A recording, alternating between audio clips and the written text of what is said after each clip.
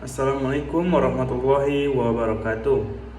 Halo semuanya, perkenalkan nama saya Farel Ridho Ilahi, NPM 2511080201. Izin buat Bapak Dr. Randes Ali Murtado, MSI. Di sini saya akan mempresentasikan PPT saya yang berjudul Penulisan Hadis dan Sejarah Perkembangannya. Pengertian penulisan hadis. Penulisan hadis atau tajwid al-hadis adalah proses merekam, mencatat, dan mengumpulkan perkataan, perbuatan, persetujuan, serta ketetapan Nabi Muhammad SAW dalam bentuk tulisan agar dapat dijaga keasliannya dan diwariskan kepada generasi berikutnya. Dalam bahasa Arab, kegiatan ini dikenal dengan istilah 1. Kitaba al-hadis atau penulisan hadis. Yang kedua, ada tajwid al-hadis atau pembukuan kodifikasi hadis.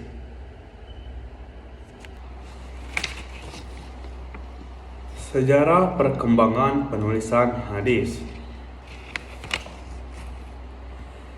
Masa Nabi Muhammad SAW dari 1 Hijriah sampai 11 Hijriah. Pada masa ini, hadis belum dibukukan secara luas karena Rasulullah SAW lebih menekankan hafalan dan penyampaian lisan. Namun, beberapa sahabat tertentu diizinkan menulis hadis. Misalnya, Abdullah bin Amr bin As memiliki catatan hadis pribadi bernama As-Sahifah As-Sadikah. Rasulullah SAW juga menulis surat dan perjanjian yang berisi hadis seperti Piagam Madinah, surat kepada raja-raja. Terus ada masa sahabat dari 11 Hijriah sampai dengan 100 Hijriah. Setelah wafatnya Nabi, para sahabat banyak menyebarkan ke berbagai wilayah membawa hadis yang mereka hafal. Sebagai dari mereka menulis hadis dalam catatan pribadi, sahifah. Misalnya, Sahifah Abu Hurairah, Sahifah Ali bin Abi Thalib, Sahifah Anas bin Malik. Meski begitu, belum ada pembukuan resmi secara besar-besaran. Terus ada masa tabi'in dari 100 Hijriah sampai 150 Hijriah. Pada masa ini, hadis belum banyak tersebar dan rawan bercampur dengan riwayat palsu. Ulama mulai menulis hadis secara sistematis atas perintah para khalifah, terutama Khalifah bin Abdul Aziz, yang memerintahkan agar hadis dikumpulkan agar tidak hilang. Tokoh penting pada masa ini: 1. Ibnu Syihab Az-Zuhri, ulama pertama yang menuliskan hadis secara resmi atas perintah khalifah. Terus ada masa kodifikasi dan penyusunan kitab. Masa ini dari masa 150 Hijriah sampai dengan 300 Hijriah. Ini masa puncak penulisan hadis, di mana hadis disusun berdasarkan tema fikih, akidah, akhlak, dan lain-lain. Muncul kitab-kitab hadis besar seperti Al-Muwatta karya Imam Malik. Terus Musnad Ahmad bin Hanbal. Terus ada Sahih Al-Bukhari. Terus ada Sahih Muslim, Sunan Abu Daud, Sunan At-Tirmidzi, Sunan An-Nasa, Sunan Ibnu Majah.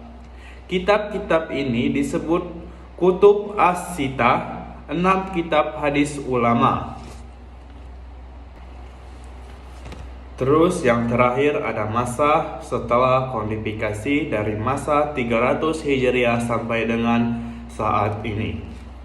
Para ulama menuliskan syarah atau penjelasan, ikhtisar atau ringkasan, dan kompilasi tematik hadis. Misalnya Fath al-Bari atau Syarah Sahih Bukhari karya Ibnu Hajar al-Asqalani. Terus ada Riyadhus Shalihin karya Imam An-Nawawi. Terus ada Bulugh al-Maram karya Ibnu Hajar al-Asqalani. Terus ada di era modern hadis juga dikumpulkan dalam bentuk digital dan database elektronik. Misalnya Maktabah Sayyamila.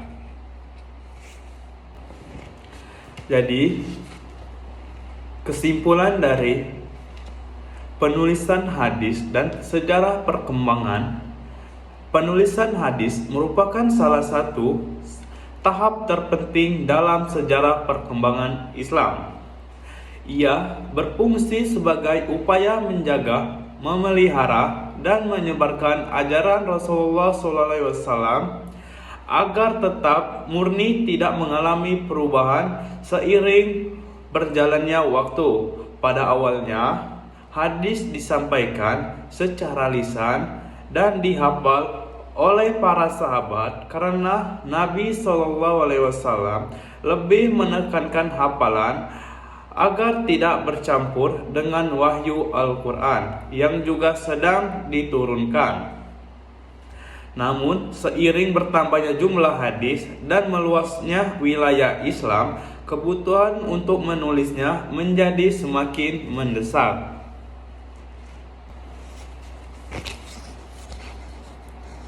Pada masa Rasulullah SAW, penulisan hadis memang belum dilakukan secara luas, tetapi beberapa sahabat tertentu telah diizinkan menulis hadis atas perintah beliau, seperti Abdullah bin Amr bin Al-As yang memiliki catatan pribadi bernama As-Sahibah As-Sadiqah.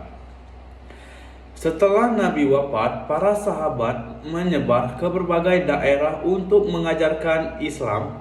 Di masa inilah hadis mulai ditulis di dalam bentuk catatan pribadi sahifah, namun belum pada pembukuan secara resmi dan terstruktur. Memasuki masa tabi'in, munculnya kekhawatiran akan hilangnya hadis karena banyak sahabat yang wafat, sementara riwayat palsu juga mulai muncul. Hal ini mendorong Khalifah Umar bin Abdul Aziz untuk memerintahkan mengumpulkan hadis secara resmi. Perintah ini yang menandai awal dari proses kodifikasi hadis yang lebih sistematis, dan tokoh penting dalam pelaksanaannya adalah Ibnu Syihab Az-Zuhri yang dianggap sebagai pelopor penulis hadis secara resmi. Selanjutnya, pada masa kodifikasi besar, sekitar abad kedua hingga ketiga Hijriah, penulisan hadis mencapai puncaknya. Para ulama besar seperti Imam Malik, Imam Ahmad bin Hanbal, Imam Al-Bukhari, Imam Muslim, dan lainnya menyusun kitab-kitab hadis dengan metode ilmiah dan pengorbanan tematik. Dari sinilah lahir kitab-kitab hadis terkenal seperti Al-Muwatta, Musnad Ahmad, Sahih Al-Bukhari, Sahih Muslim, dan kitab sunan lainnya. Masa ini menandai lahirnya Kutub As-Sittah, 6 kitab hadis ulama yang menjadi rujukan utama untuk Islam hingga kini. Setelah periode tersebut, ulama generasi berikutnya melanjutkan usaha pelestarian hadis dengan penulisan kitab syarah, penjelasan mukhtasar atau ringkasan, dan juga mengumpulkan hadis tematik. Contohnya adalah Riyadhus Shalihin karya Imam An-Nawawi dan Fath al-Bari karya Ibnu Hajar Al-Asqalani.